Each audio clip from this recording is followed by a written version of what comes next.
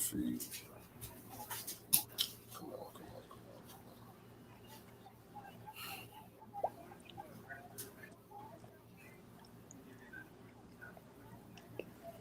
Yeah, man, I don't started watching I used to always tap in the first take, but Yeah. it's bro. I ain't gonna lie, bro. I don't know if you be noticing now or not, bro. Like JJ Reddick really be schooling Stephen A, bro. Like, Hey, yo, bro. he be Hey, calling Buddy Top Gun though. dog, Stephen A be hating it. He be calling him Top Gun. That shit be like, That joke be funny, dog. oh man, it'd be hilarious too. Yeah, he be getting schooled, man. Cause I think now he don't really be like a lot of stuff. He don't make no sense, man. I'm like, bro, if you No, just did what got you that stick, but you could be Hollywood and all that. Ain't nothing wrong, with, acting, to your fame, and I get all that. But still, if you on TV for a reason, we never and he hear be you use big words. Nah, it makes sense. yeah, and he be going off script too much too.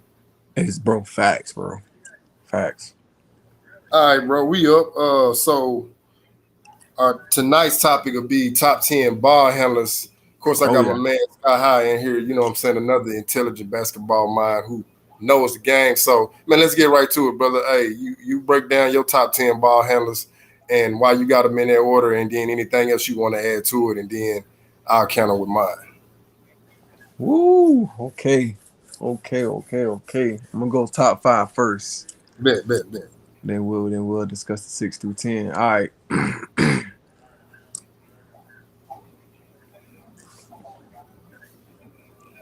I'm gonna try to. I'm gonna just say the five. Then I'm gonna try to put them in order because it's kind of hard to put them in order right now. Okay, I feel you on that because it's I'm tough. trying to get mine. I'm What's a trying to lot get, on? yeah, I'm trying to What's get mine together. all right? You got Curry, All right, Kyrie, all right. Magic Johnson,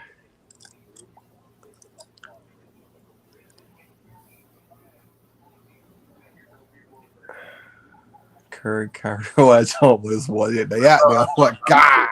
I know, man. Curry, Kyrie, Magic Johnson.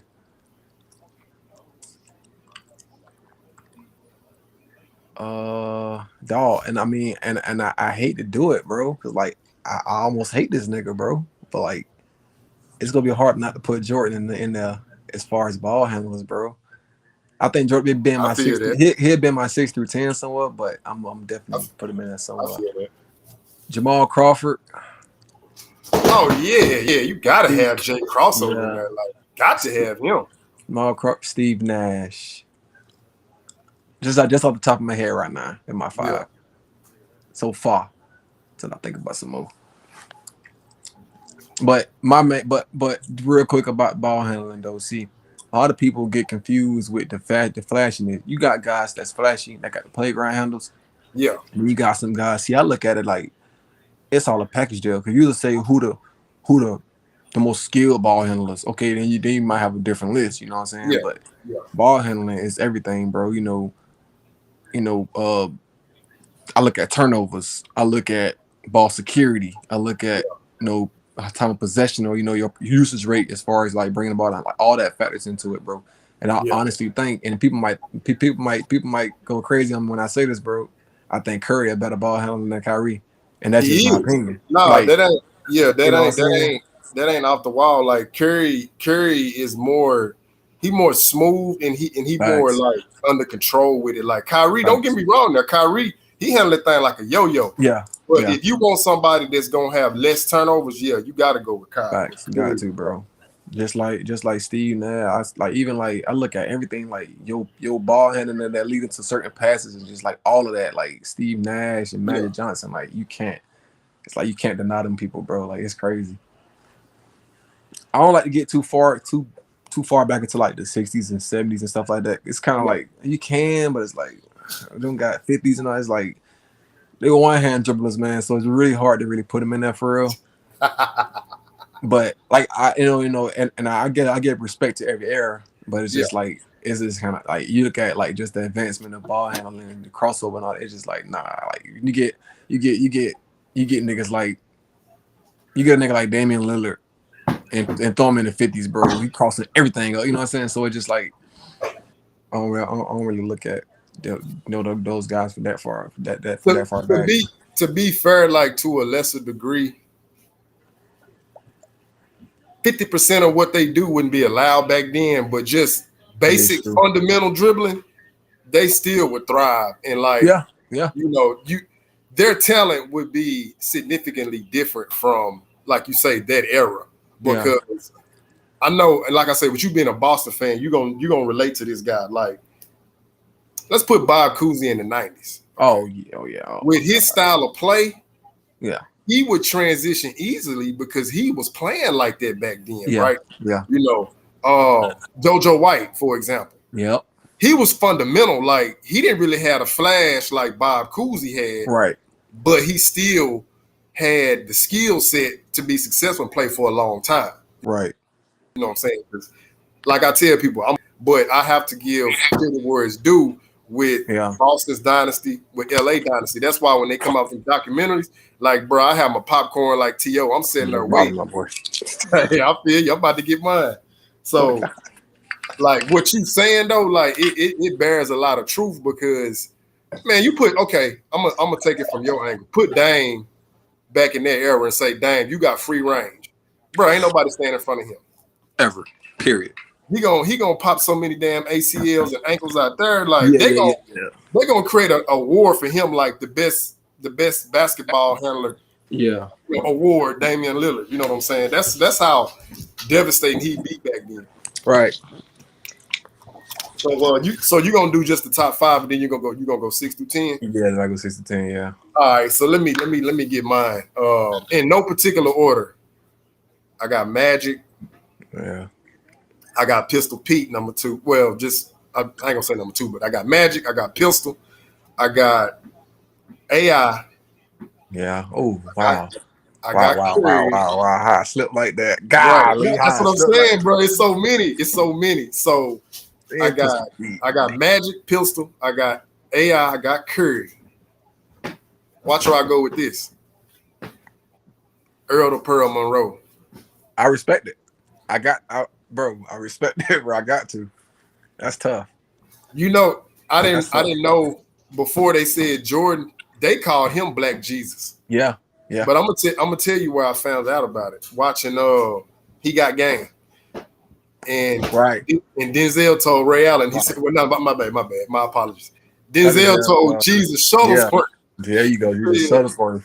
Hey, he said they called Earl the Pearl Black Jesus on the Harlem court. That's how nasty he was. I was like, let me go watch, dude.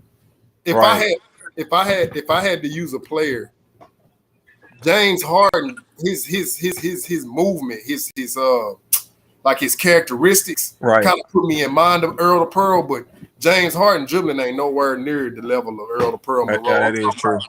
Smooth spin move, like man, boy. Yeah, like James Harden can break you down, but see, he got that like that rockabye baby type of, you know what I'm saying? Like he'll lull you to sleep and then like that step back. So really, but if you look at just straight pure ball handling, nah, he ain't. Man, decent, but he ain't in the top 10. Man, Pearl, like no lie, Pearl was like he was kind of giving you like a smaller sample size of what Magic before Magic came to the league. Right. That's how Earl the Pearl was playing, and he had the smile on his face, always grinning. Yeah, always grinning. Killing. Yeah, he had to kill you with kindness. Man, like, what? I said, boy, he used to wear that chain too. I said, bro, they had that name called Earl the Pearl Monroe. You know he's nasty with it. That's tough. And so, bro, I ain't gonna lie about the one thing about Magic, bro. That's like I respect it so much. Cause see, like, let me see, somebody put a top 10 ball handlers. Gosh, God. Isaiah Thomas, Kyrie Irving, Pearl Washington, Tim Hardaway Sr., Allen Iverson, Jamal Crawford. Bro, that's a nice lineup right there. And real. He got Nate Archibald. That's another one that he got top 10. Bro, he got Sham God in there. Yeah, that's tough. A lot of people don't know about. See, you know cats who know Sham God. Right. Like with Cousy and all them. Like, that's how you know cats that know ball. Right. Not just, you know what I'm saying? That ain't, bro, I ain't gonna lie, bro. And that's why I like live debates, because you ain't got no time to go search up nothing. What you know in here. Yeah. You know, it's okay to research sometimes, and that's fine, but what you know up in here for real. Brother Mondo in here, man. Salute, brother. What's up, man? Hey, yo. Wait, hey, we doing top 10 ball handlers, man. But my boy Scott said he wanted to break it down to like your first 1 through 5, and then come back and do 6 through 10. Hey, give him yours again, man, so he can get caught up to speed. And I'm gonna give him. All right. I might dip in and out. I didn't know if you guys were talking right now, so I just kind of clicked on it to see if it was even happening. That's fine. All right, so my 5 real quick in no particular order. Curry, Magic, Kyrie, Jamal Crawford, Steve Nash. That's just my 5, no particular order. I like it. Yeah, that's not a bad at all. Like I said, you can pretty much like I feel like Magic and people like Magic and Curry and Kyrie. Well, people like Magic and Curry are being everyone's top 5 should be, hopefully, if they got any type of logical sense. But the rest of them you can kind of plug in and plug out, and it's really no right or wrong however you want to slice it. Yeah, with this one, you might have the era problem. Like I say, because Kyrie does things that even 15 years ago guys wouldn't really do on the regular. Maybe once in a while and it'd be like this big highlight, but he does some and one shit compared to, Magic never did a double behind the back and then a crossover and that like that. Right. You run into an era problem. But what a conversation I always find interesting. Your boy was saying this about eras that like in 30 years they might say that this era is trash, but I think people automatically assume that if a certain player from the 60s, if they were born later on, that their level of talent that they had, they would have been able to do what guys now do. That's not necessarily true, but then you just deal with all hypotheticals at that point.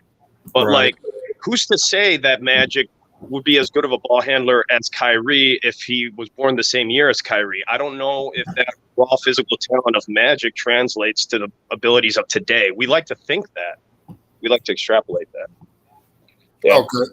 So a question I had proposed to him too, I'm gonna run it back by you. So let's take Dame and put Dame in the 60s in the Celtics era.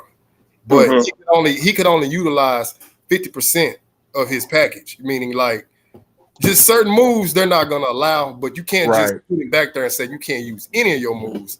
So 50% of Dame's playing style back then, how impactful do you believe from your perspective that would be?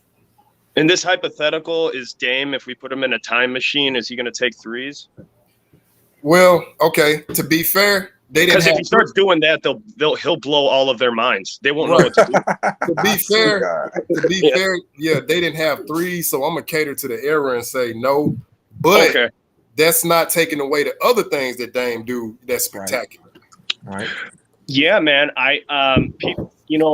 That's a good question. I think something like people, how I like to bring up illegal defense because I don't think people talk about it enough, but I think people talk about hand checking a lot. And I think if you put Damian Lillard in a time machine, you would see how ineffective hand checking was against a good ball handler. I agree. I agree. See, I seen Gilbert Arenas say something about this. He say, in those errors, let's go like. Yeah, he said a good crossover negates the right. He was like when who was that came in? Hey, who was it, man? They got hurt. Grant Hill. Grant Hill. He was like, man. He was like Grant Hill was like breaking things down. And he was like, man, I ain't and that was just a small sample size. If you get some of those guys today, they wouldn't know what to do. Because you can hand check and all that, but these guys are just too elusive, too quick, too shifty. You know what I'm saying? Got the ball on the string for us. So it's like you guys like guys like Kyrie, you throw them guys in the 90s. Yeah, they're not as physical, but it's like just with their athletic abilities and moving out the ball and just their ball handling skills and the ability to create a shot and create so much space. James Harden, it's gonna be hard for them guys to really get to the point where they even can hand check. Yeah, Shango, can I ask you a question about that? Because like in the finals and the playoffs, especially with the slight rule changes that they made this season, in the finals and the playoffs, the refs let the guys play. Because the guys are playing defense for real. Yeah. And that's why you get lower scoring games and all that. And you get these lower field goal percentages from even all the stars. Man, I'm like, you do see a little bit of hand checking and that stuff happening. They do rough it out. But we wish it just happened all season long. So so when they say a lot of these guys couldn't survive back then, I just disagree. I really do. But, I definitely disagree with that. Yeah, it's certain. Man, I'm gonna just be honest. great players are going to thrive in any era because what they were going to do, they're going to adjust to whatever era that they're in, Right. and then however they can impact the game, they're gonna show you, whether it be like the step back crossover or the hizzy, pull up. Like they're gonna do something that's gonna be like the youth is gonna be like, hey, I want to do that. Like when I was younger, prime example. Right. I seen Jordan doing the fadeaway. I wanted to do that. I also was in the era where, hey, I was doing the crossover. I done that. I was in that era with Dwayne Wade, just going to the goal, reckless abandon. How many times did you kick your friends in the shin or nuts doing that little kick on the fadeaway? Right. I kicked the shit out of all my friends. They're like, stop I ain't kicking. gonna lie. That's how he does it. That's how he does I ain't gonna lie. I ain't gonna lie. Two things, not to get too far topic, but two things. Chris Broussard said something that's like I 100% agree with. He said the superstars in any era can be at least stars in every era. Yeah, and I agree with that. And they was just with their skill set as is. You plug those guys, you plug the superstars in any era, they'll at least be all stars in every single era. And I do agree with that. Hey, so I do agree with that. Well, maybe. I think that's kind of a simple thing to say. Like, for example, like Babe Ruth, he's black guys or Hispanic guys, and he probably never faced a fastball faster than 85 miles per hour, if we're going to be frank about who he was facing. Now, that doesn't necessarily mean that his physical makeup and whatever genetic gifts he's given, that same man would have had the ability to hit a 95 mile per hour fastball. We make this assumption, but it's not necessarily true. You could have been built right for that era and not built right for another. I think that it could go that way, but we. So you're saying just with the advancement of technology and skills and just the way the games evolve, you said it'd be harder for some guys to. Hey, what player, Mondo? What player was you speaking on? It kind of went out when you was going on your. Oh, I'm sorry. Like I went to another sport. I'm like Babe Ruth, for example. He never faced like black guys or Hispanic guys, and he probably didn't face a pitcher that threw harder than in the 80s. Yeah. So to suggest that his physical makeup, his natural talent, that if he had access to the training methods and everything, that he would have had the ability to hit guys now that throw 99 miles per hour. We like to extrapolate and assume that may be true, but it may not be true. Unfortunately, it's impossible to prove. All right, just to, I want to ask a question about this because you brought up Babe Ruth. So let's take Babe Ruth, put him against the big unit, Randy Johnson. He strikes him the fuck out. He strikes him the fuck out. Like, you really, think so? Oh, yes. Yes. Hey, I'm not disagreeing with you. I'm not. I just want to know your thoughts on it. Oh yeah, a 98 mile per hour fastball from a guy that's 6'10", I believe. Yeah. Because people forget this about tall pitchers. Yes, the baseball mound is 60 feet 6 inches away from home plate. Yeah. But the distance from the release of the ball from your hand to the plate is the true distance that you're deciding. So when you have a guy that's 6'10" with a long ass, time he releases the ball comes out of his hand at probably close to 50 feet, which 58 miles per hour, 55 feet is different at 98 miles, let's say 60 feet, not because the ball has been closed. That makes sense. So 6'10" Randy Johnson throwing against a guy who's probably never seen anything to 85. I never saw like that. Yeah, right. Quick. Hey, yeah, I do. Do me a favor, bro. Keep all of that because I'm gonna do a baseball topic, and I want you to rap on that again. That's real. Baseball's my wife. MMA's my girlfriend, and basketball's. I feel where you're coming from. So when I was giving my perspective on like Dame, but I wanted to cater to the 60s too. So I want your opinion on this one. Your perspective. So let's take Bob Cousy, and then let's put Bob Cousy with his style of play in, let's say, about that 87 to 93 time period.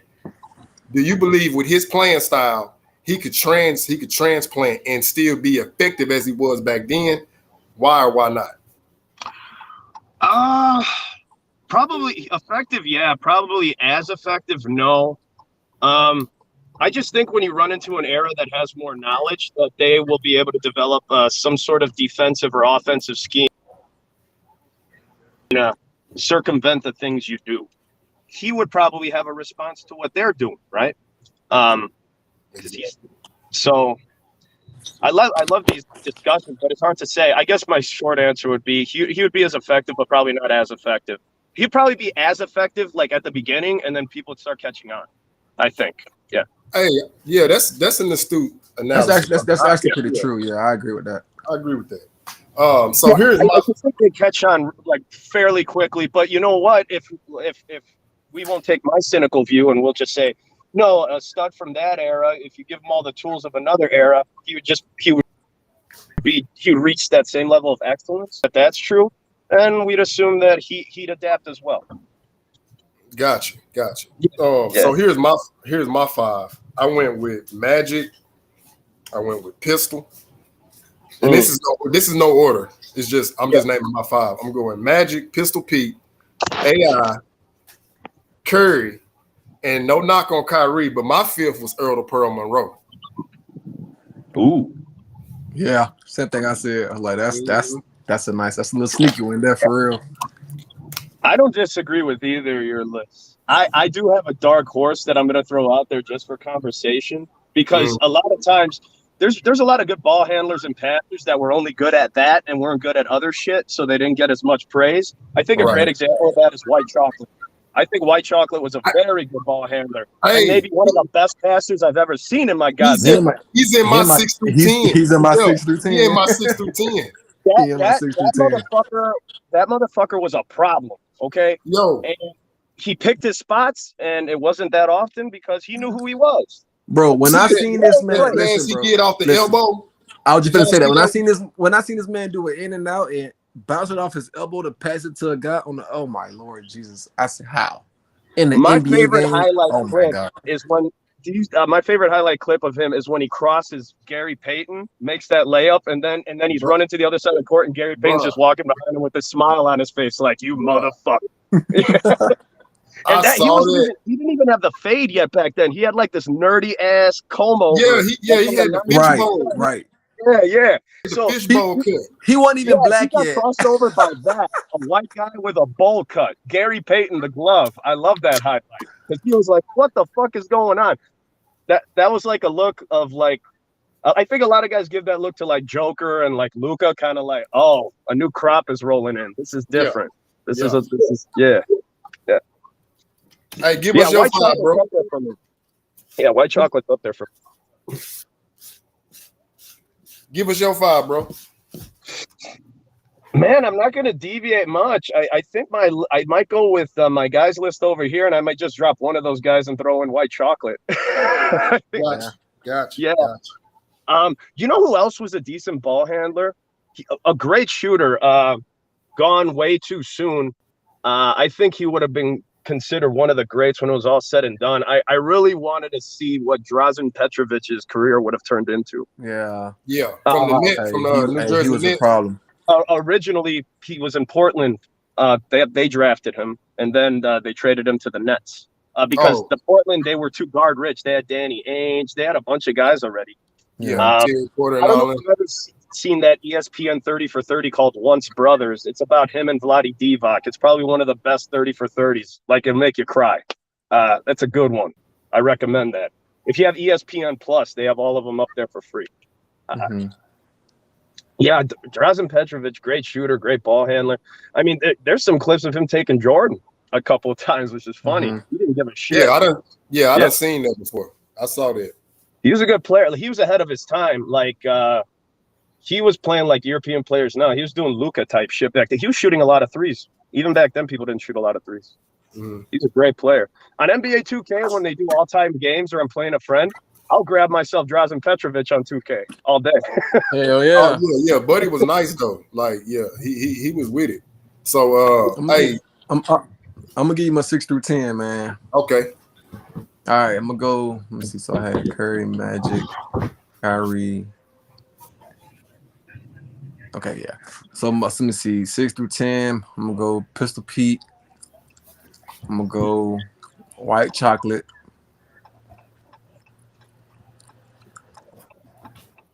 I mean, you kind of convinced me. I got to throw in Earl the Pearl, bro. It's like Bro, I'm telling you. I wasn't I'll even be doing thinking a about him disservice. until he mentioned it. Yeah, I'll be doing a disservice You're if I right. didn't do it, bro. Earl the No, Pearl. Shango's right on that one. He's right. Yeah.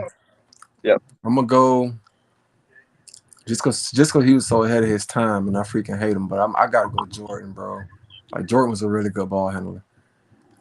And like I was telling him earlier, bro, like a lot of times it's not even about crossing over or being flashy or having like a ball on the string. It's just sometimes it's ball security, it's creating space, it's certain moves. So I gotta throw Jordan in there. And my last one to be let me see. Oh hell, hold up. Damn, who my last one to be, man? That's tough. That's who's popping in my head too is another guy who his peak didn't last long enough. Penny Hardaway was a good right. Like Penny was a problem, bro. Yeah. Right. Yeah. Them injuries Penny Hardaway was a motherfucker too. I don't know who my 10th to be. I can go somebody. Just his high school clips alone. I can throw my 10 from his. I tell you high what. School clips. I tell you what. Name your 10th and then throw in 2 honorable mentions. Okay, I'm gonna throw. Well, my 10th is honorable mention, but since I can think about it right now, I'm gonna throw him in there. And I don't. Sebastian Telfair. I got to, bro. I got to. Sebastian Telfair. That's my 10th. Nice. He was nice. That's my 10th. Just his high school alone, bruh. Sick, bro. Bruh. Yeah. Do you remember every time they played the Bulls, like dude would just go at Chris Duhon? Bro, he would go at him, like he didn't care. Wait a minute, man. Is this some history between these two? I'm a Bulls fan. That's why I was saying. You're bringing up the golf years, Chris Duhon. I try to erase that shit from my mind. There was a lot of rough times here in Chicago. Man, I like Chris Duhon though. Chris Duhon's all right, man. I just like watching him play. All right, so my 6 through 10. I didn't name Zeke earlier, did I? No. Nope. Ooh, wow. Nope. So I got Zeke. No, in no particular order, but I got Zeke. I got Jason Kidd. Definitely got White Chocolate. Yeah. I got Baron Davis. Okay. Hey, listen. I was thinking about him too. I was thinking about him, bro. Trying to see. Yeah. Got Tiny Archibald. My 2 honorable mentions because I was trying to go through my list because I'm like, it's so many of them. I got Nash, and then I got Nash in my top 5. I gotta get one more. No disrespect to him because I love the brother Kyrie, but I'm trying to make sure I'm getting like all the guys that I know, like right. Wait a minute. Yeah, all of them. So that's mine. That's my 6 through. Bro, it's somebody I'm just not thinking about. Like, and it's gonna hit me in like a couple minutes. Like, oh shit, him. Like, what? It's not Grant Hill, is it? No, it's somebody, bro. I just know, like, yeah, it's from bro, it's from the early 2000s. That's the crazy part about it. Like, who is it? Latrell Sprewell. He was nice. He was. He was decent. He was good mid range. Yeah. Man, that guy. I don't really remember his handles though. That dude was the shit for a really short period of time. Like really short. Yeah, even when he went to Minnesota.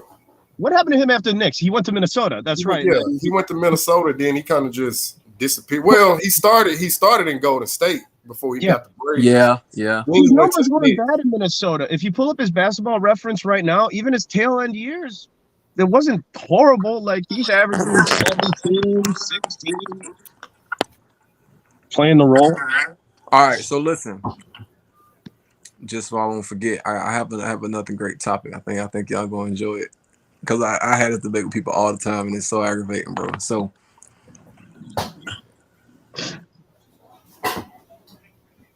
okay, how I want to word it. Okay, so you know how to post, the forwards and centers in the 90s, they pretty much like played back to the rim, post up, footwork, like Hakeem and all that.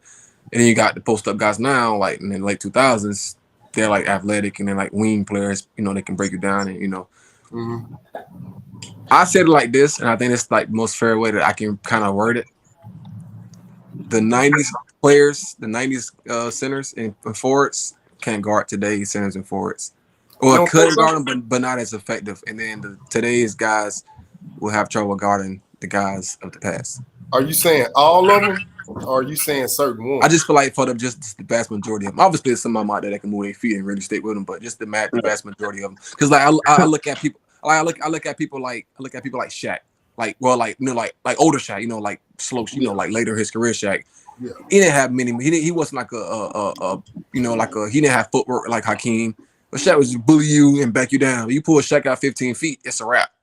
Like imagine Shaq trying to guard Giannis. Yeah.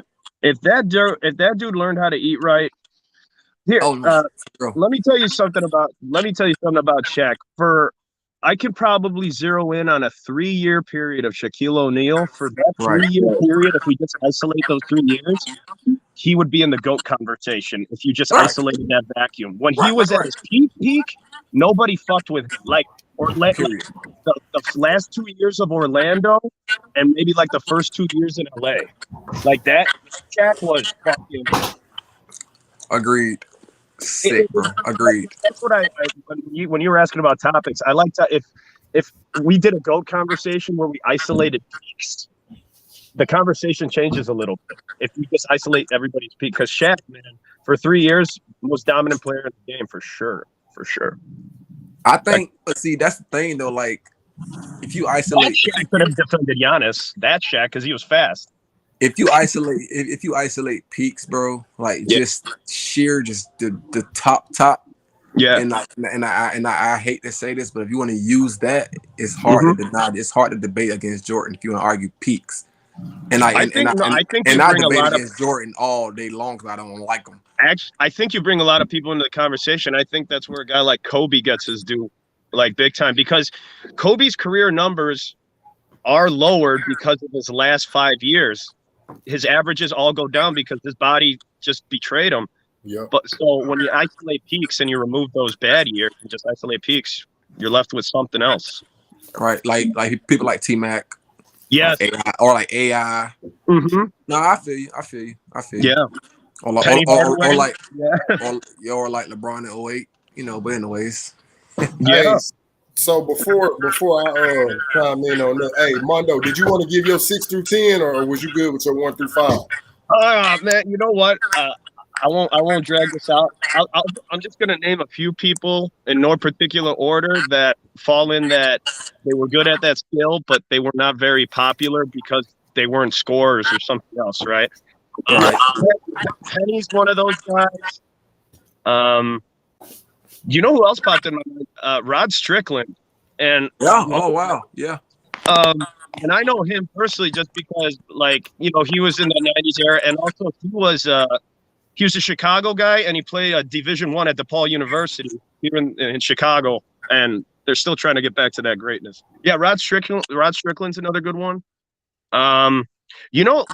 People sleep. Derek Fisher was a very good ball handling point guard for the Lakers. He was very true. Very true.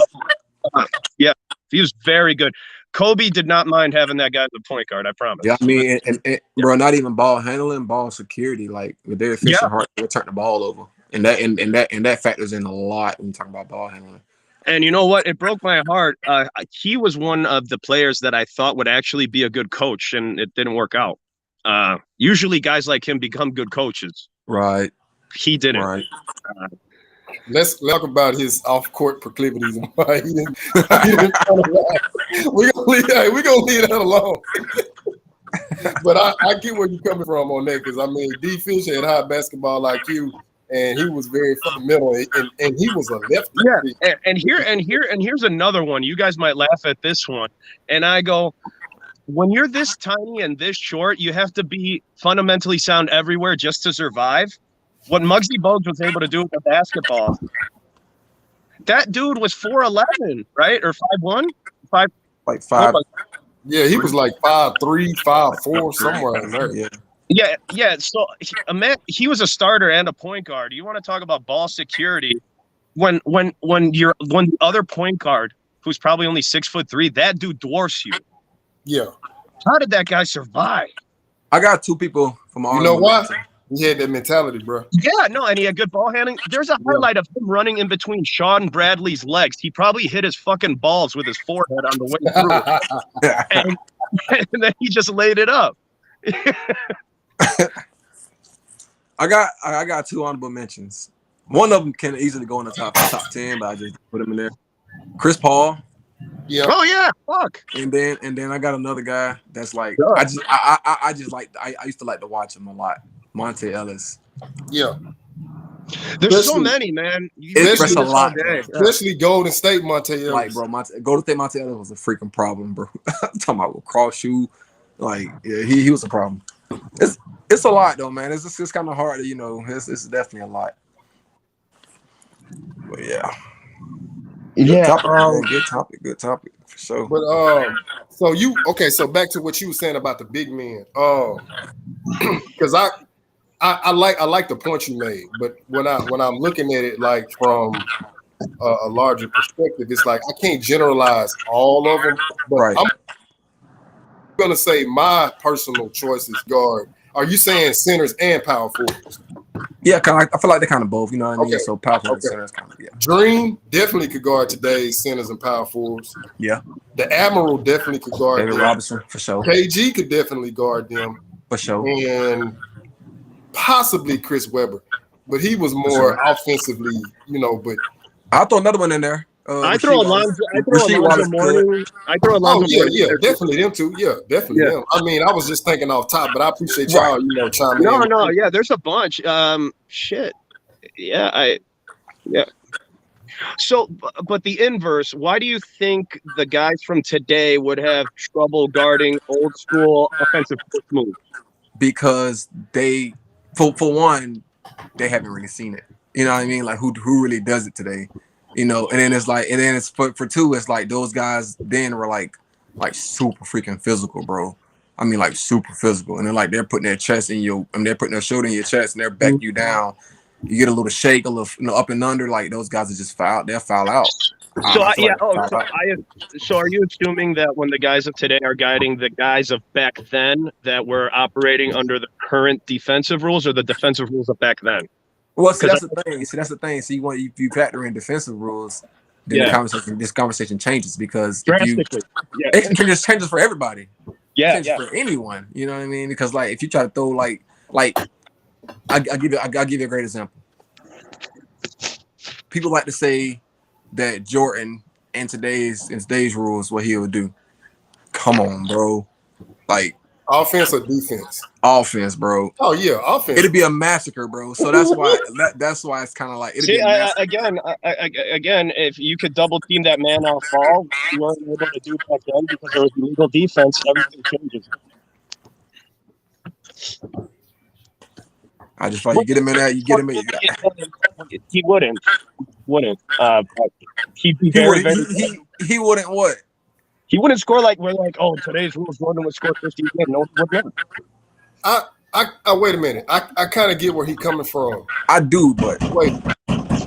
Come in. Steve Jordan would have the ability to. I don't think he would because he'll realize formula for winning. But sure. I would say this. Sure. One of those particular nights where he already got like 30 in the second half, he probably gonna go for 50. You know what I'm saying? Like just on them particular nights. If you want to see Jordan, like I live in Chicago. I've seen DeMar DeRozan this past year have multiple 40-point games, multiple 50-point games, all basically on twos. DeMar DeRozan doesn't really shoot threes. He averages 2 threes a game. That's for his career because he knows he's not that great at them. So DeMar add like a ×2 multiplier, and that would be Jordan. So he'd be really, really fucking good. Because DeMar DeRozan's really fucking good at that mid-range jump shot and that fadeaway. Jordan's even better. He's even better. I think one of the things that'll give Jordan problems, though, I will say this, it would be just people like him in general, just guards of Dan, is just the switching. Because you got like point guard, shooting guard, small forwards, even power forwards down that can guard 1 through 4, 1 through 5. So it's just like it's kind of hard to because that's like constant fresh legs on you throughout the whole course of the game versus this one particular defender. So, yeah, that's a good point. It's the switches combined with no illegal defense. It makes the world a lot harder. It does. Yeah. But I just look at guys like how did we forget this guy? The Worm, out of all people. How did we forget about him? Oh yeah. You know, it pisses me off when people say like Draymond is like the Rodman of today. Shut the fuck up with that. You stop it. Stop. Draymond is really good, but Rodman he's very good. Great. Like Rodman is great. Draymond is good, but Draymond is great for that system. Draymond hasn't scored more than 10 points in a playoff game like in 3 years. So he's essentially has the same offensive production as Rodman, but the rebounds and assist stats don't match. So don't tell me, because if he's putting the same amount of offense out, which is basically nothing, and Rodman's better, then you can't just call him Rodman. But see, I look at it like this also. He doesn't deserve the compliment. But you gotta look at everything. You gotta look at everything though. Like, I do feel like overall Draymond is better than Rodman though. Like, not he has some offense. Because like he has some offense and he can also run the court. He can also assist. It's really good for a power forward. So you can. It's like some of those things you look at, but it's just still like just Rodman is greater than him. Shango, what was Rodman's points per game when he was in Detroit? Yeah, are you in front of your computer? I can pull it up real quick because right off top, I don't know. Because a lot of people think that Rodman couldn't score because of those Bulls years, but he's a basketball player. I'll look it up right now. You said in Detroit. Yeah, in Detroit, he scored. The highest he scored was 11 points, 87-88. That was per game. Yeah, points per game. Yeah. Okay. What about the Spurs? And then the Spurs, he had like around the same. You're like 7.5, 7.1. Okay. Okay. I thought he hit the teens a few years, but I guess I was wrong. Okay. Yeah, he really didn't score.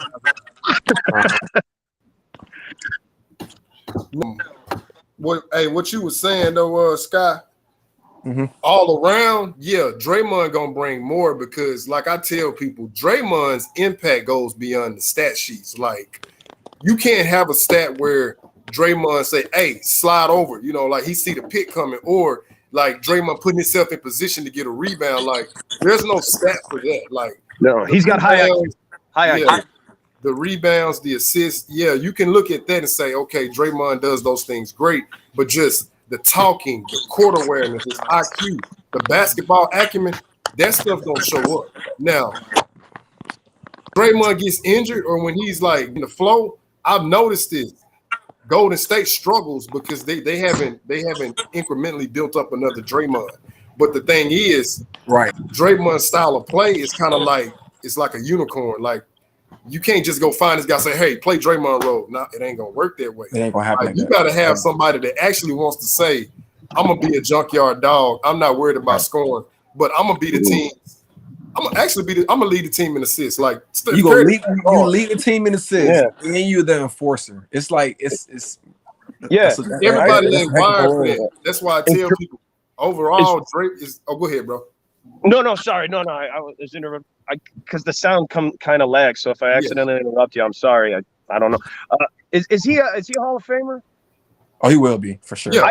I think he will be. I toss back and forth. I think you're right. I think he is. Yeah, at this point, it's like, honestly, especially if they win. What if he retired tomorrow? Is he a Hall of Famer? Oh yeah, he retired tomorrow. He's a Hall of Famer. So you're saying he's already done it? He's already qualified? It's a wrap. It's a wrap. Yeah, that's kind of like, and I'm talking about like first ballot. Like it's not debatable. Just for what he's done. Like, if you throw guys like Joe, people say first ballot a lot, but a lot of guys don't make it on first ballot. People toss around first ballot a lot. It's hard. You got Draymond. Let me read this out to you real quick. Yeah. The reason why I agree with him because of Draymond's. I'm not saying I disagree. I'm just playing devil's advocate. I just want to know what he thinks. Yeah. Oh yeah, I agree. Like with the All NBAs, with the Defensive Player of the Years, he got a gold medal. I mean, and then everything else. How many PPOIs does he have? I believe he has 2, Right. but I'm finna I call that could to be you right now. yeah, I could be mistaken. He may have thought 3. he had one. So Draymond Green has 3 rings, right? Okay. He's made the All-Star 4 times. Dennis Rodman only made it 2 times. Okay. Okay, so all And NBA. Robin's a 75, the top 75 allegedly. Right. So all Yeah. NBA they both have 2.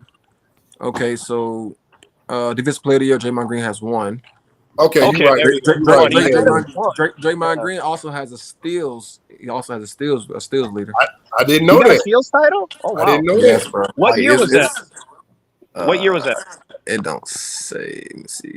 I'm on Land of Basketball. Let me see. Steals.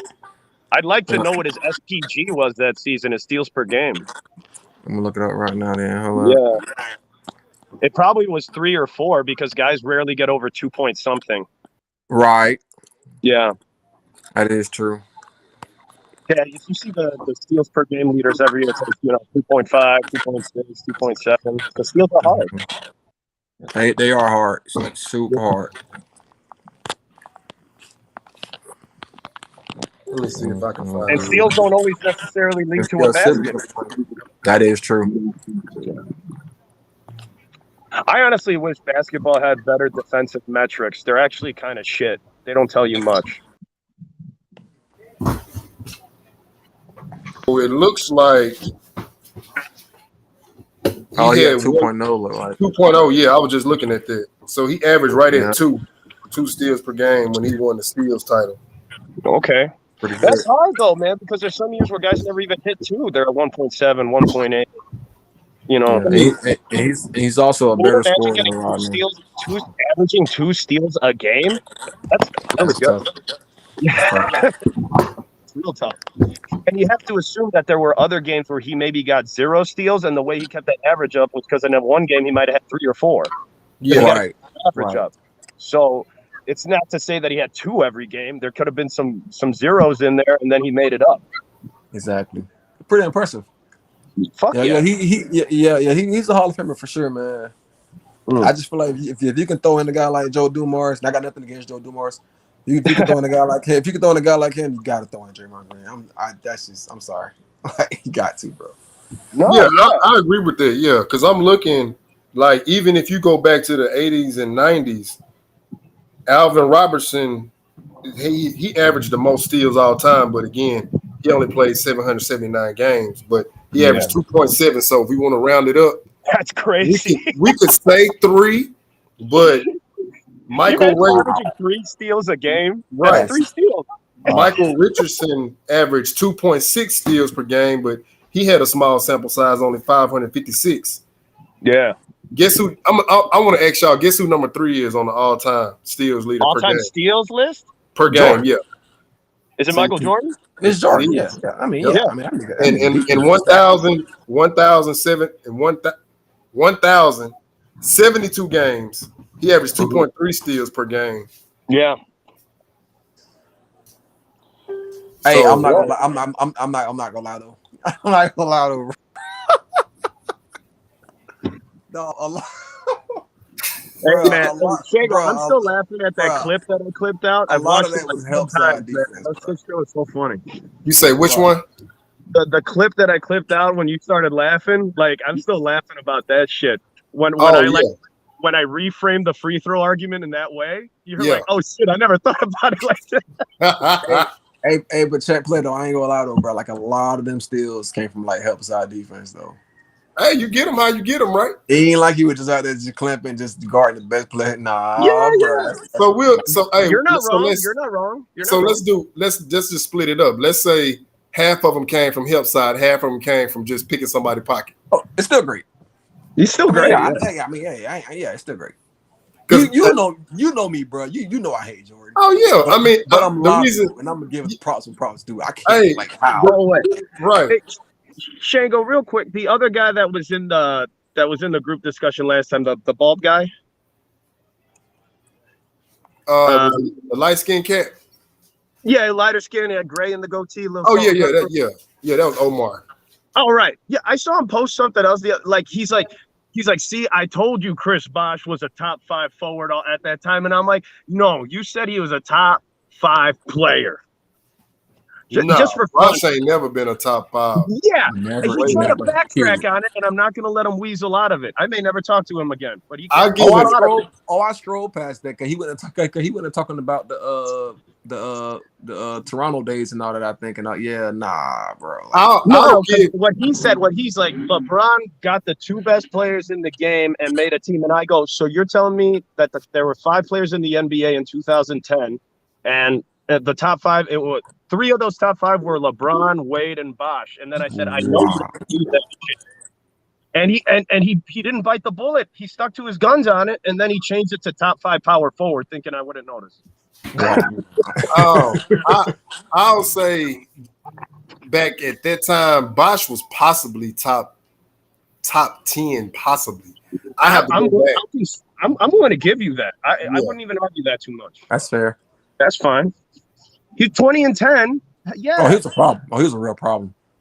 Can shoot the 3, mid-range, defend, long, athletic. Here's a problem. Was it Sam Smith, the coach back then? Yeah. Sam Smith. Yeah. When Sam Smith actually taught him how to shoot, he took off. Yeah.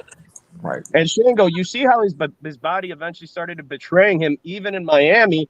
In all fairness, if he didn't become option number 3 in Miami, his body might have broken down a lot sooner if he was going to be the feature at somewhere else. Oh, most definitely. Yeah. Everybody they're not built for I love Dwayne Wade, but his body wasn't built to last long with his style. He finished with no meniscuses and neither knee. They took them both out, bone on both knees. I don't even know how he done that. I'm like, bro, what? Hey, Wade was a problem though, man. He was though. I got to give him that. This is when I started rocking with him tough. He was a rookie and they beat the Hornets and he hit that shot on Baron Davis. Then the second round, he caught Jermaine O'Neal with the boom with the forearm. I was like, ooh. Yeah. I said, yeah, this cat right here finna be something nasty.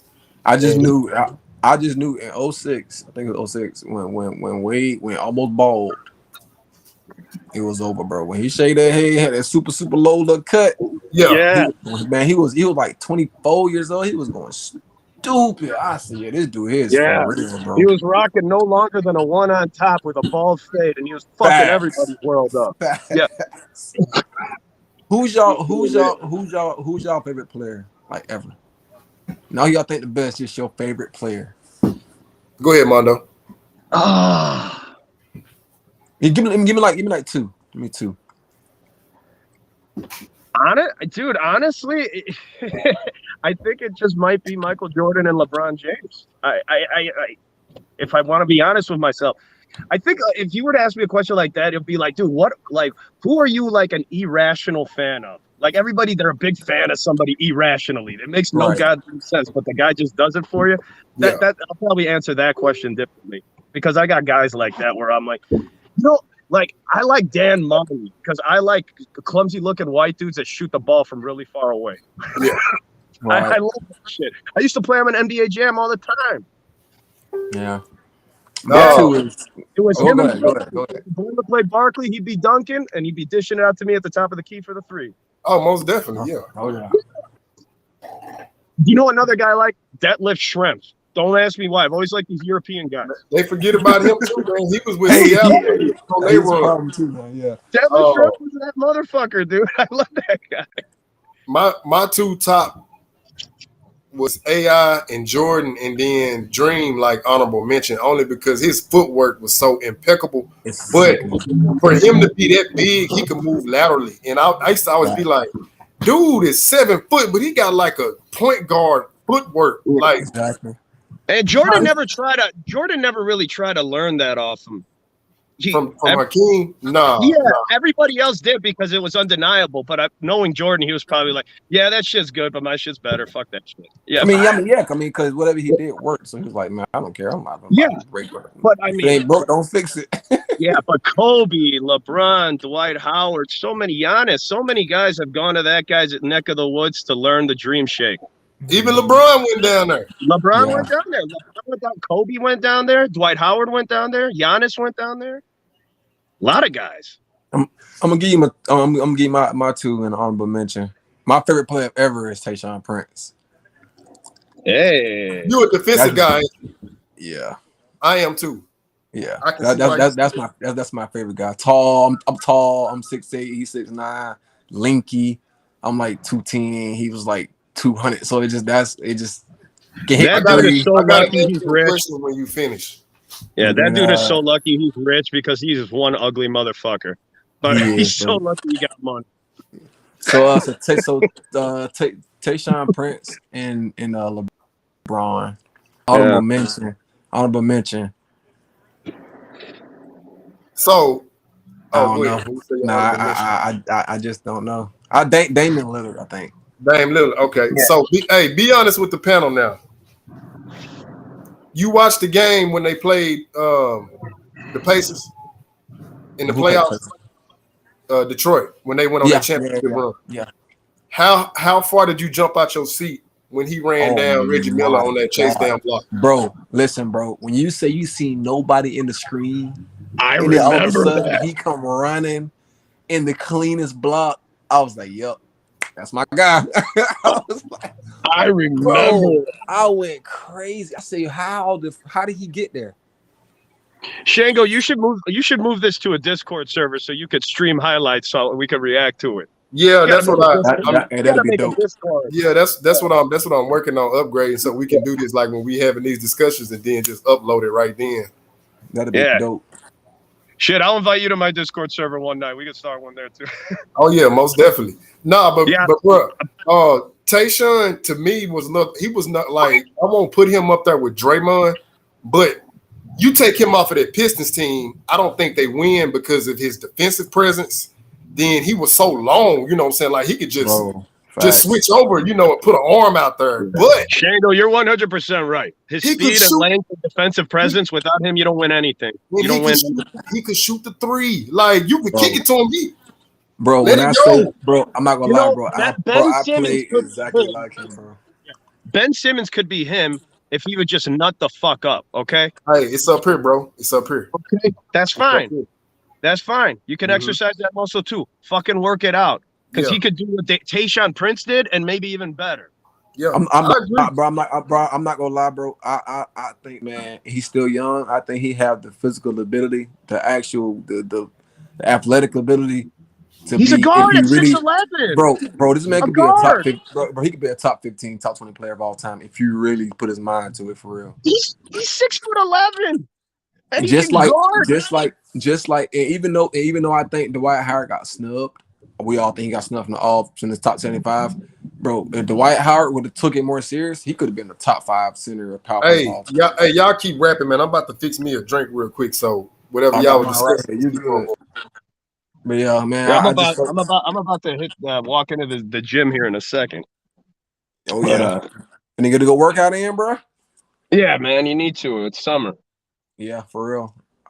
I do. Are you a LeBron guy? Or, yeah. Is he your? If I were to ask you, like, yeah, LeBron. Yeah. All right, ask me. Who do you think is the greatest player of all time? I don't know. That's fair. If you ask me if LeBron is the greatest player of all time, I'd say maybe. That's how I answered it last time. We'll have to wait and see fair. when it's all said and done. Right. But my one argument that I've always used, I have a bunch of arguments, but the one that I like is, so if you look at all the stats and advanced metrics, if we were just to compare the numbers and not do the air thing, just compare the numbers. Jordan has him in like more categories, but he doesn't beat him by much. And I got disagreements on that. If you look at even the advanced metrics, when he does beat him, it's very close. It is close.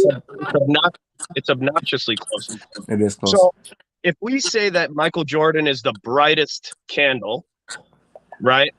Mm-hmm. And let's say, and I say LeBron James is 95% as bright. But if that candle burns for 10 years longer at 95% brightness level, I'm going to take that candle. And that's how I look at it.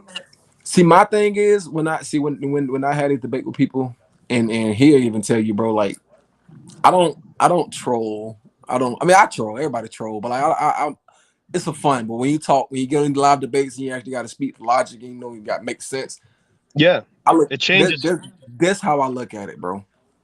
When Yeah. you talk about greatness as far as the peak, Jordan is unmatched. Jordan is unmatched as far as the peak. His 6-year run is unfreaking matched.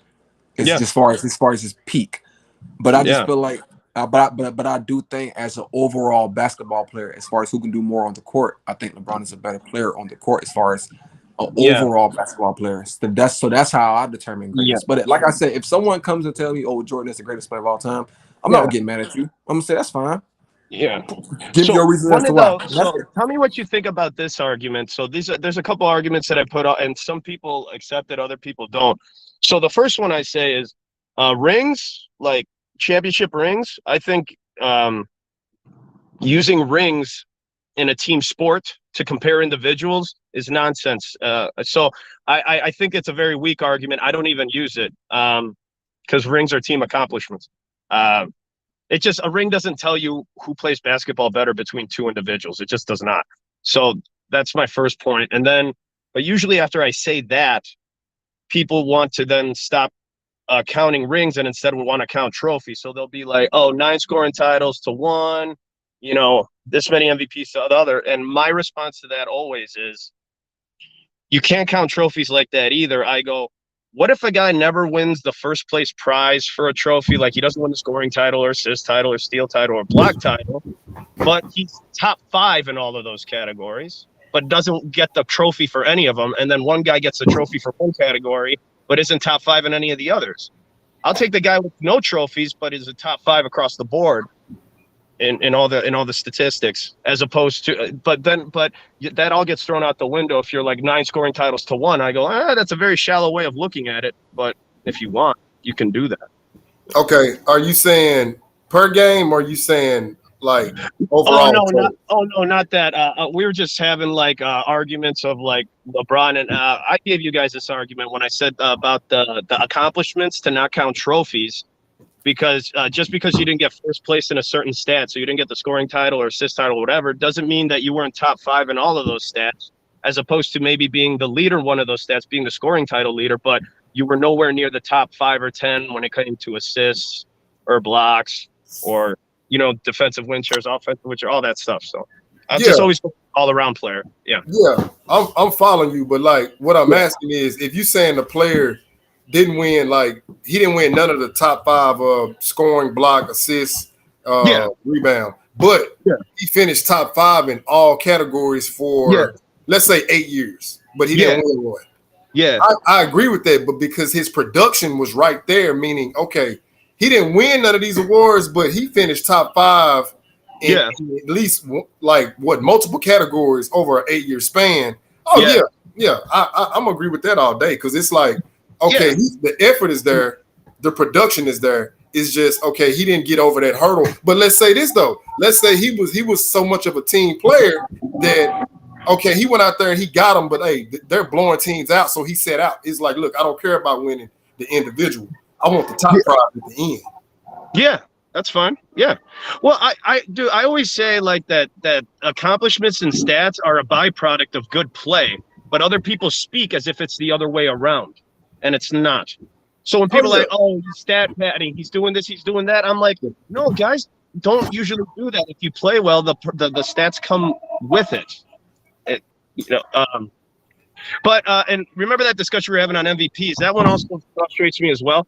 I would love to compare MVPs if MVPs were handed out objectively, but I could. Jordan should have more MVPs than he has. LeBron should have more MVPs than he has, and Kobe should definitely have more than one MVP. So if MVPs were handed out objectively, like scoring titles are, they just do points per game over, and you have to play a certain amount of games. If they did it objectively, I'd like to compare MVPs, but Jordan should have more MVPs. So should LeBron. So I kind of throw them down a little bit, but yeah, MVPs count too. I just wish they were handed out objectively. The writers just didn't want to give Jordan another one or LeBron another one because all the guys can't hog all the action. I mean, do you think Steve Nash should have won a fucking MVP? No. Hey, Sky, you still? Hey, turn your volume up, bro. It's like mine. Or no. I was talking about Sky High. Like I can't. Can you hear him? I can't hear him either. Hold on. But Shango, wouldn't you agree that MVP is not really handed out objectively? That there's some subjectivity in there that leads to the best guy not getting an MVP sometimes? Okay, now. Okay, yeah, we can hear you now. I'm glad you made that point because here, okay. I'm asking me. I feel like the MVP should go to the best player that's leading his team, but he's got his team number one. I'm looking at player on the best player on the best team. No, I'm saying like he's the best player, but his team is like he's led his team to the best, whether it be the East or the West. But his matches, because this is what I don't like. I get what you're saying. So you'll disregard. So you don't like that, so you're probably not a fan of the 2 back-to-back MVPs for Nikola Jokic because he really didn't take his team nowhere. It is a regular season award, though. Right now, I'm gonna say this. To be fair to Joker, Jamal Murray was out, so I can see why because y'all can wrong, but his PER was slightly better than us, was it not? It was. So to that, and his VORP right. was his too. His value above replacement player. Yeah, exactly. So when you break it down to that category, I'm like, okay, I can see why Jokic got it. Now, if you asking me personally, I'm like, I think Giannis could have went 3 in a row, but I like you said, I think it's more subjective because so many people. I agree with you. Giannis has won it so much. Somebody else in there, and I'm totally cool, but be fair about it. So yeah, that's why MVPs and GOAT conversations. I'm like, yeah, we can have them there, but just like with championship rings, I'll put it down closer to the weaker arguments, just because it's not objective anymore. I almost say like I wish there was like an advanced metrics like award too. Like hand out a PER leader award. I'd love that shit. Make this shit mainstream because these numbers are real. I'm sick of all these old motherfuckers coming out here and be like, oh, stupid stats, dumb stats. I'm like, dude, you're just proving that you're dumb or uninterested. Right. Because these numbers exist for a reason. They're like, oh, I'm like, what do you think the front office uses? And then these guys are like, I seen it. I saw him on the TV. I'm like, your eyes suck. If your eyes were worth a damn, you'd be working in a front office. And guess what? In the front office, they use statistics and advanced statistics. So get out of here with the I saw it shit. I know when I'm talking to an old head that never took a statistics course in his life. Like in a second, I could recognize it. Right. Wow. Do y'all agree with Westbrook winning that MVP in 27? Was it 2017? No, he got the triple double. Yeah. I don't agree with it. Do you? I don't agree. I don't agree with it either because I don't think a triple double is inherently a good thing. You can get a triple double with 10 points. Yeah, I just feel like he won it because he made history. Yeah, he mainstream. Yeah, that's fine. It was right after KD left, so they pretty much like, oh, well, Westbrook is just so pitiful. We got to reward. I'm like. Yeah. All right, he got the triple double, but like you said, you could get a triple double scoring 10 points. Like, come on, man. Y'all got about this. Here's a perfect comparison of that. Do you remember the year when Miguel Cabrera in baseball won the MVP because he got the triple crown? He had the highest batting average, most home runs, and most RBIs. I'm gonna be honest. No, I don't. All right, okay. One year, Miguel Cabrera, he won the triple crown. It was the first time it happened like in 75 years. Leader in batting average, home runs, and RBIs. Yeah. He won the MVP. But if you looked at all the advanced metrics and all the other stuff, Mike Trout had a better season. But merely because he hit that triple crown, almost like a triple double, this little like accomplishment that we hold to high regard. And it's more of a cultural thing because RBIs are not indicative about how good you are, because RBIs, you don't get an RBI unless your teammates on base, which you can't control. You can't control the guy ahead of you. Yeah. So that's a perfect another example why Westbrook got MVP that year. It's the same way why Miguel Cabrera got MVP that one year for getting the triple crown. It was an accomplishment that nobody had done in a while, or nobody had ever done. Yeah. The triple doubles, man. I mean, he's had a triple double where I've seen him where it has been 10, 10, and 10. So that's a combined 20 points, assuming all of his assists caused 2-pointers. Even if I wanted to be generous and say that all of his assists cost 3-pointers, yeah, I'm gonna name one guy that does it pretty much on a more consistent basis, but he don't score as much. Draymond Green. Oh, most definitely. So it's like, is it really that impressive? But what Bringing it all the way around. the way Draymond Green does it, it works. As far as winning. Hey, bro, you took the words right out of my mouth because this is where I was going with it. When I see triple doubles or double, the first thing I look at, I need to see the plus minus because I need to know, did you impact your team positively or did you impact them negatively? And like you said with Draymond gets his organically, like it's within the flow of the game. Like if he got a rebound, a steal, or like you say, he had one of them 10-point triple doubles. I promise you, 9 times out of 10, his box plus minus is going to be positive, opposed to when Westbrook going to get his, it's negative. And I'm telling people like, and you want to know why? Because he's not high usage like Westbrook. The high usage gives you a bad plus minus. Bro, I've literally seen games where Westbrook dropped 30, 13, and 12. And it's with he a a negative minus 10. plus minus. He a minus 10. I'm like, how, bro? I don't even know how that makes numerical sense. But prime example. Y'all watch game 2, 2012 NBA Finals, OKC against Miami, right? Yeah. 2011. Right. He went for 40 or something like that. And Magic said that was the worst performance I ever seen by a point guard. Yep. And they lost the game. But Westbrook got 40. He got his 40. But your team got his 40. People love to romanticize stuff, like, you know. I hate to say it too, to bring it up, but like Kobe's last professional game, like what he scored 65. Yeah, he took over 70 shots. He took over 50 shots. He took over 50 shots. Damn. Now, I don't like to think of it that way, but it was some highly inefficient, some really selfish shit, and he had every right to be fucking selfish. Oh yeah, most definitely on his last game. Do whatever the fuck you want. Let it ride. Well, when people are like, man, he scored 60, I'm like, you go down to Basketball Reference and look up the field goal attempts column on that one. That was ridiculous right there. Yeah, that was literally 5-on-1. He didn't give a shit. Nah, he was letting that thing fly. Yeah.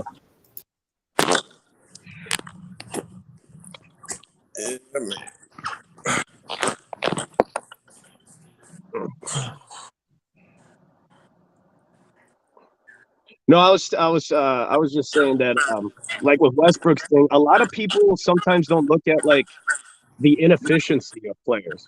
And I just made a joke, like, this is obviously what's his last game. He could do whatever the hell he wants. But like Kobe Bryant's last game where he scored like 65, he shot the ball over 50 times. Right.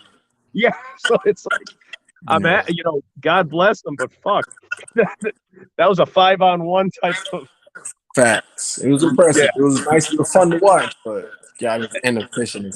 I got so much shit for that because I'm a party pooper. That night, they're like, legend, 65 points, and I'm the guy out there who like circled the field goal attempts column in the box score. I'm like, no, for real, guys, that was kind of fucked up. I'm not gonna lie. It was. But Kobe, you want to go out with a bang? Yeah. Like, shut the fuck up. You keep your brother's out your mouth. Yeah. But yeah, man, like he was saying, it's nice when you can get them triple doubles and your team wins, much like Magic. But when I'm seeing cats like Westbrook doing it, bro, I'm not impressed with that. It's like, come on, man, you killing your team. How about this, Shango? The triple double and double doubles, I want to change the definition. You don't get a triple double or double double unless there is a 2 in front of one of those numbers in one of those categories.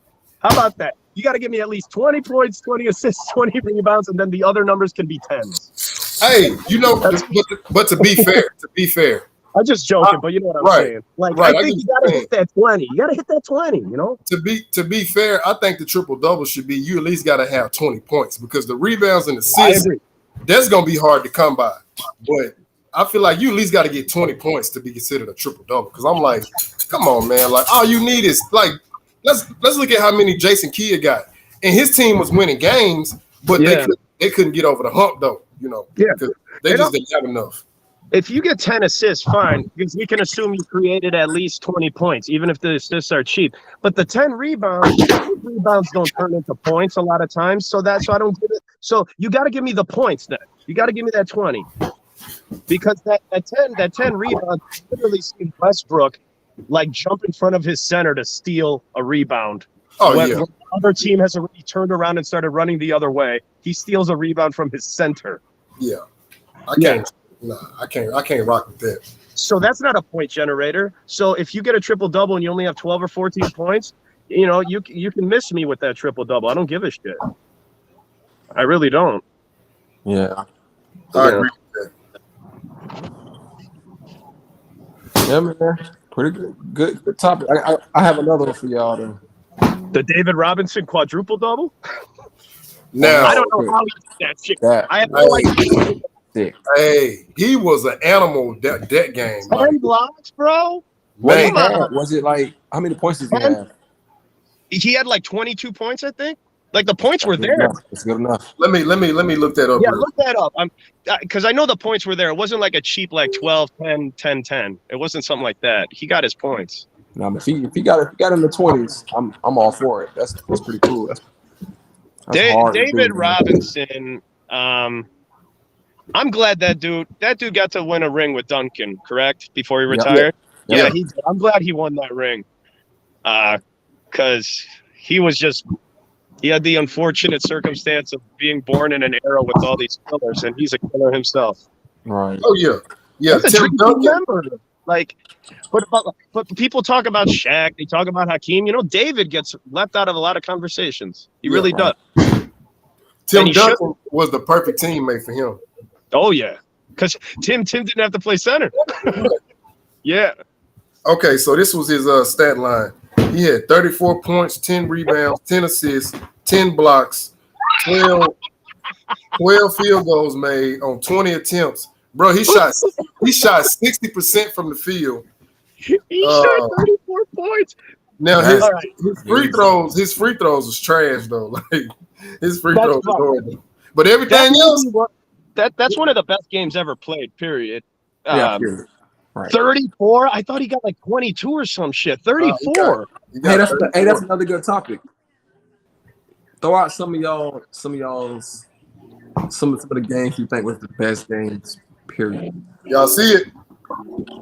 34. Yeah. Hey, LeBron James in an elimination game against the Boston Celtics. He's grabbing onto his knees. He puts on that double that's your team. He did that too.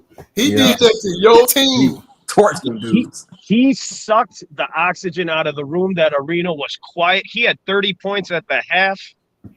Listen. They interviewed Kevin Garnett a few years ago, asking him about, like, hey man, how you stop LeBron? It was like, we couldn't. We had to guard with all 5 players. I said, guys, that's tough. You got to guard this dude with everybody. They even asked Doc Rivers. They was like, man, how do you stop LeBron? I said, you can't stop him. You got to guard with all 5 guys.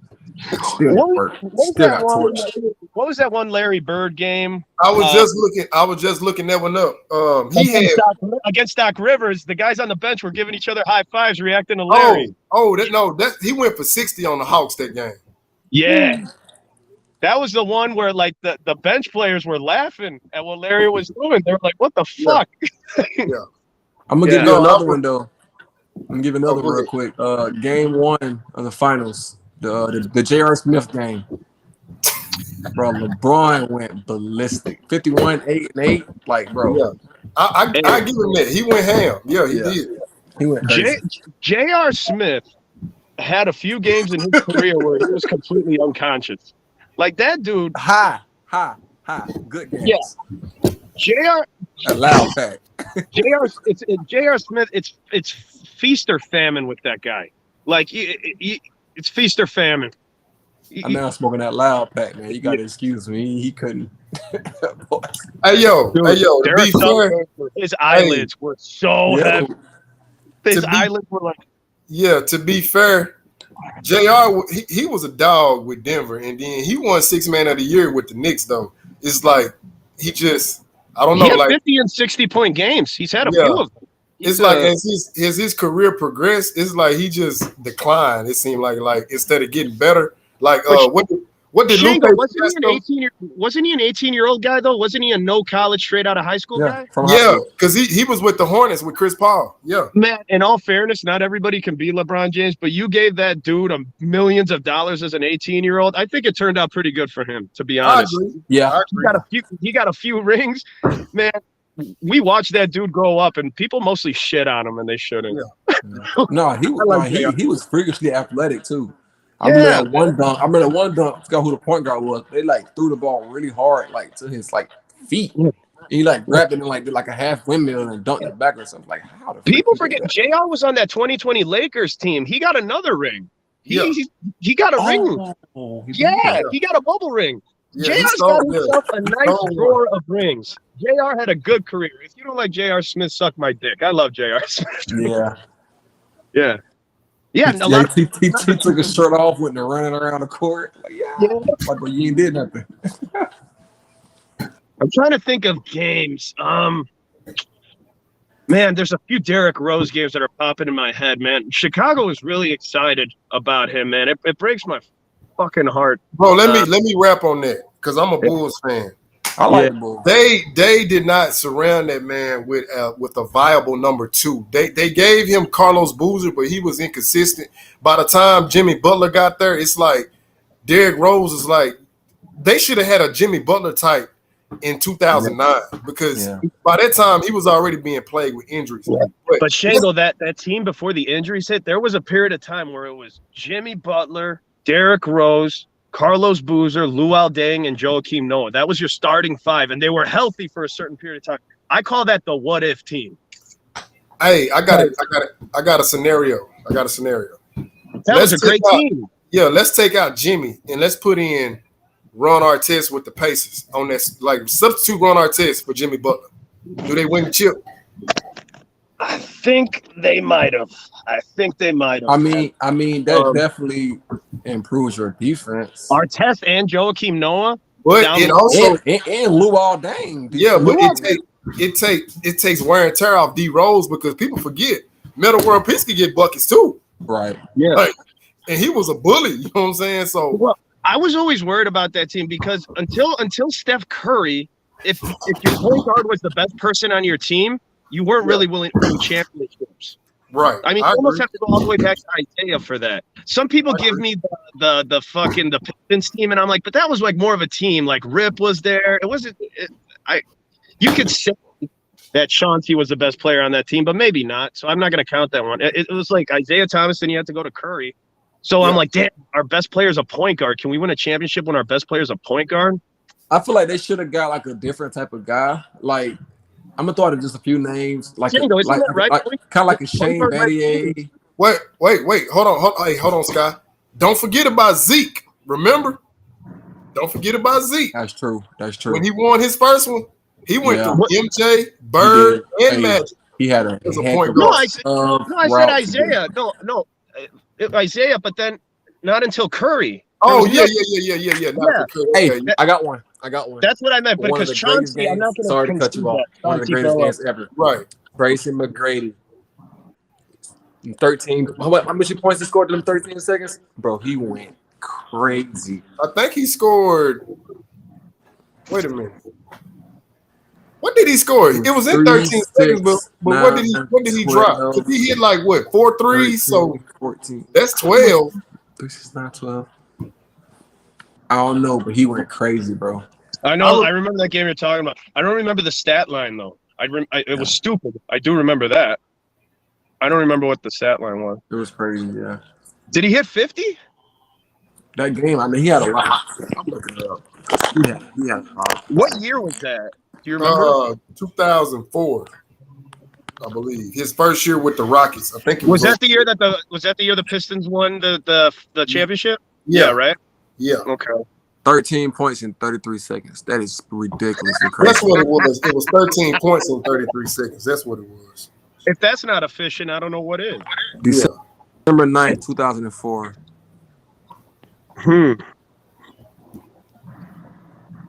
You know, I was gonna obviously bring up the 80 point Kobe game, Oh yeah. I haven't looked at the stats on that in a while. I think he was efficient though, even though he took that shot. That Devin Booker game was pretty cool too, though. He scored like 71 points, something 70 points. Mm-hmm. That was a decent little game. It's a lot of great games out there, man. It's a lot of. And I hate the 2016 finals. Like a couple of those triple doubles that LeBron had were like, I think they're undeniable. It was like 35, 13, and like 10. Some crazy bro, that 2016 finals is like, it's probably like the best run in the finals period, like ever. Like from a team, from an individual player, like it's unmatched, bro. If you look at the 2016 stats for LeBron James, just right. 2016 finals, those numbers are retarded. Right. Like that's sick. Yeah. That's it. It's not just the points. It's just when you look at the assists, like it's not like it was just 10 assists. It was like 13, 14, right, 15. right. And he has 30. So 30 points and then 15 assists. Let's be generous and say that all of those assists were 2-point assists. That's still another 30 points. Exactly. And then you shooting, 50%, 52%. Yeah. 38% from three. Like that's sick, bro. What made Shango laugh in our last conversation, I think I could quote myself exactly. I said, Shango, you're lucky as fuck that LeBron sucks at free throws, because if he was an 85 to 90% free throw shooter, he would average 32 to 33 points a game. But he would have passed everybody a lot sooner too. A lot sooner. Yeah, he would have. He's a 75% career free throw shooter. Do you know how many points that man has left on the table because he can't shoot a fucking free throw? Right. I shit on him all the time for that. To quote 21 Savage, a lot. A lot. I mean, 75%. I mean, that means some games he's missing at least 3 free throws a game. Extrapolate that. It's like shit. Yeah. Okay. If you're averaging 27 points a game and you're leaving 3 points on the table, there's your 30. And now you're with Jordan. And then you're with Jordan. 30, yeah. This is the one I was looking for. Larry Bird, he was one steal from a quadruple double. Really? Unathletic Larry Bird. It was February 18th, 1985. He went for 30 points, 12 rebounds, 10 assists, 9 steals. But but hey, listen. 9 steals. 9 steals. This is the outlier. Okay. This is the outlier. He stayed out the whole fourth quarter. He said, and he said on the floor? He told him, he said, I've done enough damage. So he could have got it. But they came to him, they said, Larry, you need 1 steal to get a quadruple double. Larry Bird said, I've done enough damage. That's to me. Nah, coach, I've done enough damage. I'll just sit over here.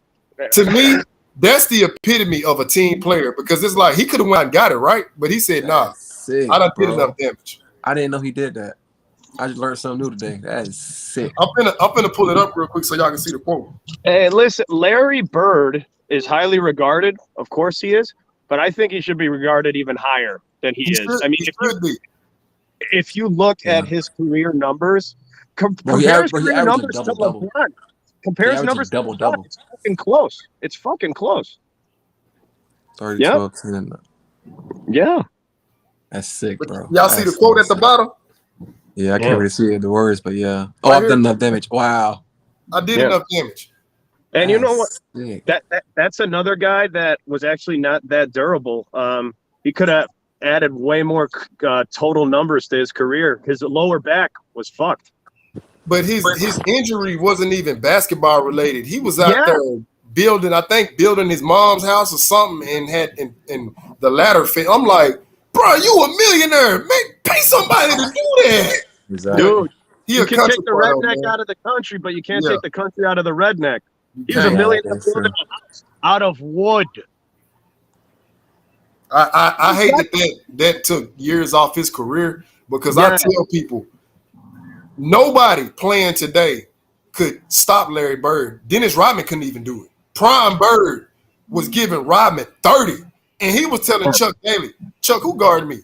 He don't put up 28 on Dennis Rodman in the third quarter. I'm not gonna lie, bro. Like, if they're catching hell with Luka, They'll catch up with Larry. Yeah. And Larry shoot way better. That's why I agree with you, though, that he'd be successful now because he's not athletic at all. He wasn't athletic then, and now he'd have a little more room to breathe with his unathletic ass. But see, not only did Bird have supreme skills and fundamentals, but I keep telling people, that's why I know, like, y'all know ball. I said, when you master the triple threat, mean get the ball. The defender is thinking, is he finna shoot? Is he the shooter? Okay. So if he pump fakes, guess what? You finna fly by him.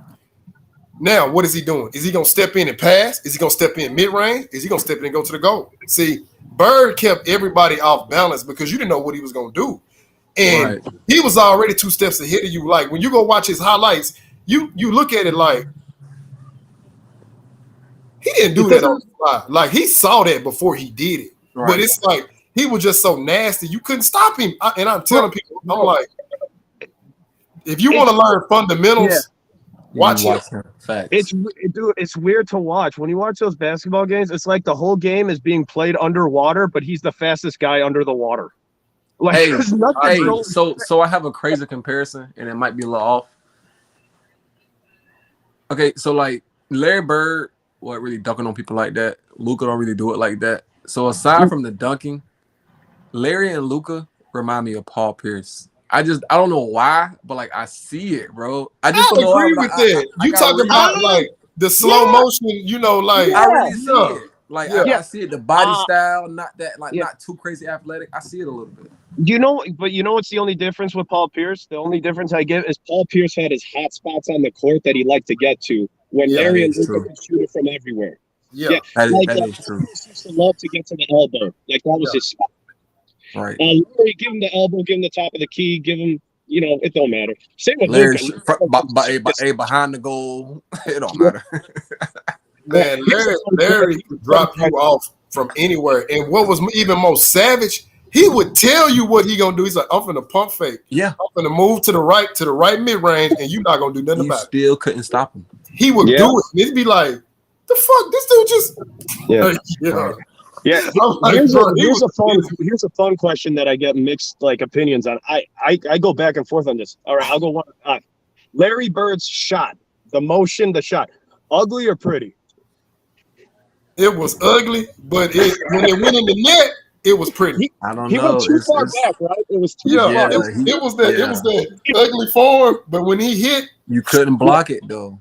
I couldn't tell if I go back and forth. It's ugly as shit, or man, it's so unique. I like it, or it's just but Shane, go back to what you were just saying, Shingo. You was like, you say, that he'll tell you what he was going to do, and you couldn't stop it. I know another guy that will tell you your play, bro. There's so many videos people saying that LeBron will be like, "Hey man, you messed up. You were supposed to do this." He's telling the other team their play. Oh yeah. He got a high IQ. Bro. I give him that. Yeah, that is sick, bro. Yeah, I'm like, hey man, this guy just messed up. You just if you see Iman Shumpert on Vlad TV, he talks about that where he's like, "Oh no, the defensive coach. I was at a summer camp with him one time. They're gonna play defense like this," and everybody's like, "What the fuck?" Like, he got. I give him that. He got a great photographic memory, and he got a high IQ. You know, and like y'all was saying earlier, like, man, people troll and all that, but I do it within the confines of basketball. Like, I don't never go off personal. Like when people say I'm a hater, I'm like, you can't call me a hater because I'm not talking about the man's personal life. I'm not talking about all the other stuff. I'm talking strictly basketball. But at the same time, I can give him his just due. He got a high IQ. The man can recall plays, and I tell people, his gift is his vision. You know what I'm saying? Like, everybody not going to have that killer, like, lion mentality. But you got other people like Magic, vision, see the court. Chris Paul, see the court. But LeBron, that's what he got. Is LeBron? Do you have? Here's another thing. Is there anybody I don't think is he the best driver to the basket ever? I think Skip used hyperbole with that. I give him top 5, but I'm saying from what I see, I'm not. He might be. In the passing, I don't think enough gets talked about his passing, but the best driver of the ball. I won't say he's the best driver, but since you mentioned that, I will say this. And it's like it's about driving, but off topic as far as those guys we're talking about.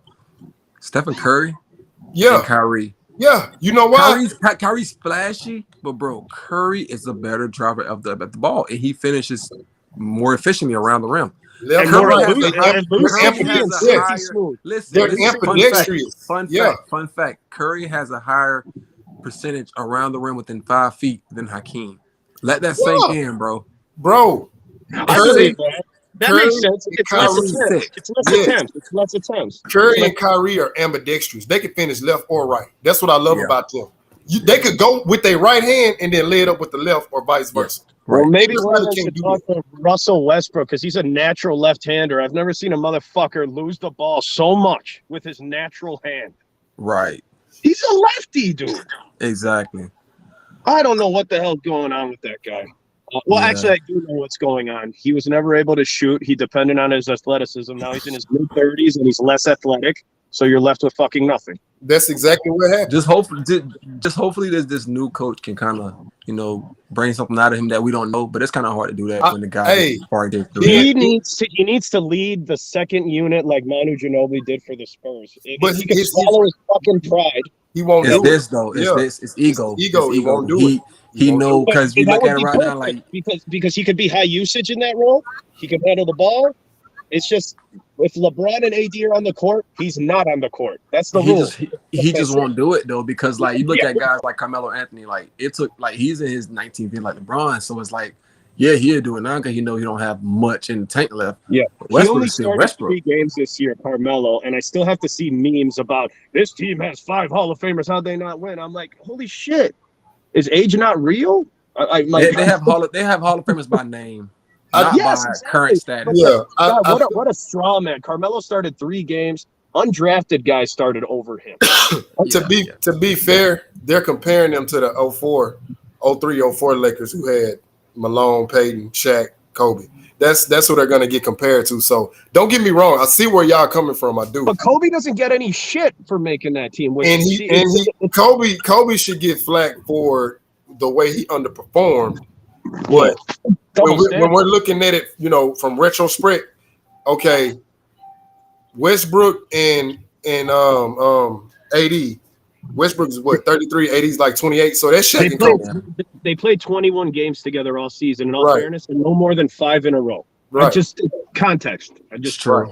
So if you factor in Dwight and then LeBron, that's kind of like Gary Payton and Malone, on the back nine of their career. So they're going to get compared to them. Regardless. So I get where y'all coming from, but when you look at it from a macro perspective, they're going to say, "Oh, well, the Kobe, Shaq, Malone, Peyton went to the finals. Why y'all didn't do it?" Like that's just going to be there, unfortunately. That makes sense. That makes sense. Mm-hmm. Yeah, it's fine. Like I said it in our first discussion, what I hate is when it comes to these debates, some people just focus on the result and remove all context. And when you do that, it leads to these straw man arguments, and then people spit it out. Yeah. Spit it out. I'm talking to this badass dog, man. My little service boy. Quit. Hey, so what y'all think about Dream on his championship run? But let's take the chip out. But just everything that he did, let's look like let it come full circle. Okay. Mm-hmm. He led the league in PER that year, won Defensive Player of the Year, won MVP. I think he had the highest defensive win shares, if I'm not mistaken. And in the playoffs, he led his team in all 5 categories. In the finals, he led them in 4. But playoffs, he led the team in points, blocks, steals, assists, rebounds, all of that, without another all-star. Mm-hmm. What do y'all rank that year alone?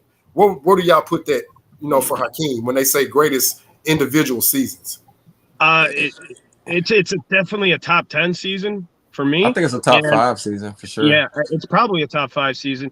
And to be honest, when people make their top 10 list, I don't think that Hakeem Olajuwon pops in a lot of people's brains, and he should at least pop in your head. You may not throw him in the top 10, but I don't even think he pops in people's heads. But they don't know ball. I don't think he gets his due. I don't think that man gets his due. I really don't. I mean, because it's just like they don't know. Like they know about the sport and they can like they can tell you about like popular guys like Jordan and Barkley, them like back then, but they don't really know like ball. And if you ask those guys to like say one fact about a person, though. Say like you ask some guys, okay, Hakeem, name one fact about Hakeem. They couldn't, or name a year he played. They couldn't. So it's like that. That's probably why. Yeah, and also another thing they're that not basketball savants. Yeah, Hakeem was the first established center big man. He shot threes. He wasn't making them at 40%, but he shot threes. Oh yeah, Dream was all around. Shit, he was really ahead of his time on that shit, bro. He has. I'm sorry. He has figured it out. We bitch about that. Like he has the best footwork from a center or power forward I've ever seen. I don't care. Like it's almost unmatched. And that's where I tell people when I rank my top 5, I go by skills and your fundamentals. And all the centers, none of them touching Dream. It's power forwards to me that's not touching Dream. Yeah, because he had his go-to moves, right? Mm-hmm. But he had counters to his go-to moves. Yep. Then he could stretch you out to the mid-range, and then like Mondo said, he could take you out to the 3. So it's like, how do you guard that? It's like you get a guy. He had like a logic tree in it. He had like a logic tree in his head. Like, I'm gonna do this move, but if he does this, then it's this move. But if he does that, it's gonna be this move. He had like this. He had like a tree in his head, like an order of operations. I'm gonna tell you what's scary. You get a guy that's comfortable right around the rim. Hush. But he's just as comfortable 18 feet out. Hush. That's scary, bro. Like he's comfortable right around the rim. He's comfortable 15 to 18 feet out. That's crazy. What was he? 7'1"? Was he 7'1" or he was either like right at 7 foot? But see, I gotta find 6'11". He was 6'11". I need to know what he was without shoes, because I think a lot of times they use your shoes with your height. Like, what was his height without his shoes? You know, just so I can know. They did that same thing to me. See, without shoes, it gives you an inch, sometimes more, but a legit inch. Because without shoes, I'm 5'11", but with shoes, I'm 6 foot. So it's kind of like I'm 6'8". You're tall as fuck. Some of these gym shoes have these padded heels. Yeah. Right, and that you could get maybe an inch and a half on that shit. Easily. Or like if you're like suited and booted, you got like some nice wingtip boots on. Those will jack you up a little bit. I know most basketball players wear 2 pairs of socks. Yeah. I'm 6 flat with no shoes, but with those shoes, I get like that 6'1". Yeah, because see, in the military, they make us take our shoes off when I was still in. So in the military, I was always 5'11", but in high school, football, track, I was always 6 foot. So I was like, damn, like, man, nah, we judge you without anything, buddy. I'm like, hey, Shango, fuck what they say. You play the game with shoes on. Okay? Hey, exactly. That's true. This ain't MMA. Okay, you play with shoes on. Right, when you're not here barefooted in the jungle, we got shoes on. That's true, man. I enjoyed this one, brothers, man. man. I'll try to do another one earlier because I've been busy, man, trying to reconstruct some stuff like remodeling this kitchen over here with my parents. I'm gonna walk into this gym now anyway. I just popped in randomly. I'm like, oh shit, are they talking? So hey Mondo, before you go, you too, Shango. So I got another topic. So whenever we get about 7 guys, at least 5 to 7 guys, I got a real good topic. What is we all get pen and paper or whatever, and we'll start with the 70s, 80s, 90s, 2000s, 2010s, and up.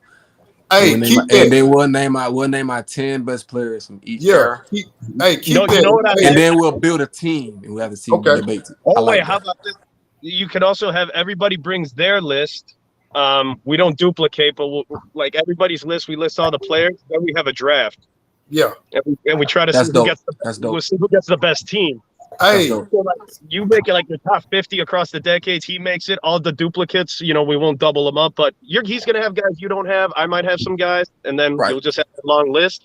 Then you could do draft order.